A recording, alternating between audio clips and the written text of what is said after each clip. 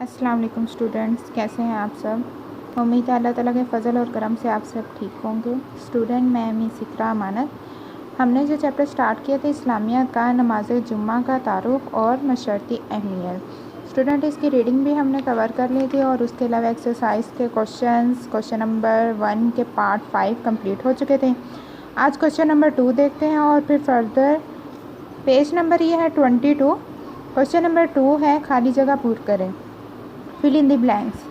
सबसे पहली है जुम्मे के दिन नबी करीम सल्लल्लाहु अलैहि वसल्लम पर ज़्यादा से ज़्यादा डैश भेजना चाहिए, ज़्यादा से ज़्यादा दरूद भेजना चाहिए। जुम्मे की नमाज मस्जिद में डैश पढ़ना ज़रूरी है, बाजमात पढ़ना ज़रूरी है।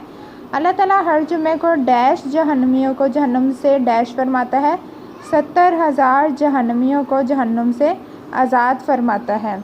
जुम्मे के दिन डैश खुतबे होते हैं। कितने खुतबे होते हैं जुम्मे के दिन? 2 खुतबे होते हैं।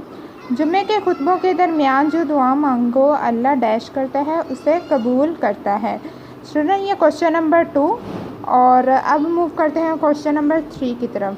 देखिए रीडिंग करने से कितना ज़्यादा फ़ायदा होता है कि आपको हाफ़ जो है वो लेसन ऑलरेडी लर्न हो जाता है, बाकी जो हाफ़ एफर्ट है वो आपने करनी होती है। क्वेश्चन नंबर 3 है दुरुस्त जवाब पर टिक और गलत पर क्रॉस का निशान लगाएं। जुम्मे के दिन भी हफ्ते के आम दिनों की तरह है, क्या ये सही है या गलत?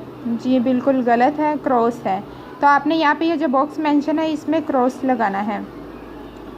सेकंड है जुम्मे की नमाज में एक ही खुतबा होता है, तो ये भी क्रॉस है क्योंकि हमें पता है कि जुम्मे की नमाज में कितने खुतबे होते हैं। जी बिल्कुल 2 खुतबे होते हैं।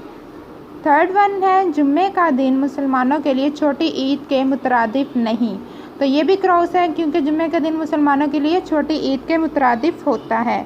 फोर्थ वन देखें, जुम्मा अल्लाह की इबादत और नबी पाक सल्लल्लाहु अलैहि वसल्लम पर दरूद भेजने का अफजल दिन है, तो ये बिल्कुल टिक है।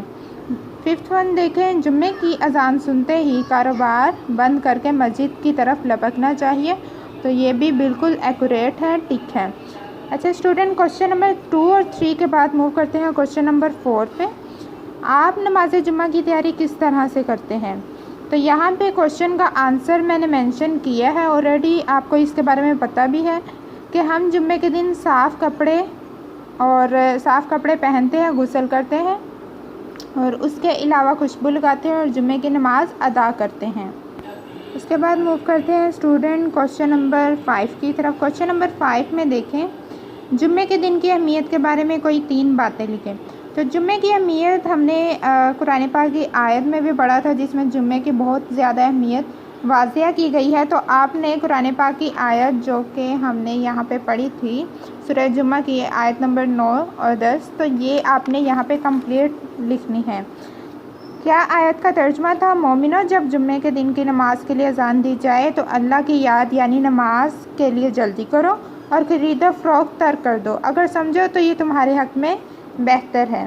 फिर जब नमाज हो चुके तो अपनी अपनी राह लो और अल्लाह का फ़ज़ल तलाश करो और अल्लाह को बहुत याद करते रहो ताकि निजात पाओ। उसके बाद मूव करते हैं क्वेश्चन नंबर 6 की तरफ। क्वेश्चन नंबर 6 क्या है? अगर कोई मुसलमान जानबूझकर 3 जुम्मे तक मस्जिद में नमाज अदा ना करे तो इसके लिए हदीस में क्या हुक्म है? इसके बारे में भी हमने रीडिंग में पढ़ा था, यहाँ पे मैंने मेंशन कर दिया है और आपको मैं इसकी पिक्स भी भेज दूँगी।